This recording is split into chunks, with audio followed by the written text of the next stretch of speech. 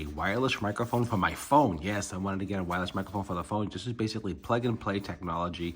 Basically uses like Wi-Fi technology, 2.4 gigahertz, around 70-foot range. You get around 7 hours of use time out of this once it's fully charged.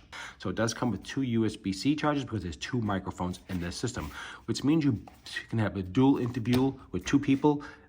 And there's no syncing, there's no worry about channels, there's no worry about anything. It's super easy, it's plug and play. So open up the box and take a look inside. So what you're gonna see here are 2 microphones, okay? And you're gonna see 1 receiver. So here is the receiver. So the receiver snaps on the back of your phone, your lightning cable. I'm gonna take a walk around and I'm actually about 25 feet away. I'm gonna go into another room. Okay, it's around 40 feet here. Right now I'm walking around, I'm in another room here. And I'm in a bathroom actually. I'll walk far away from my house as further as I can go. This is probably around 45 feet or so, 50 feet, no problem. I'm between walls. That's another thing as well. So far, so good. I think it sounds great.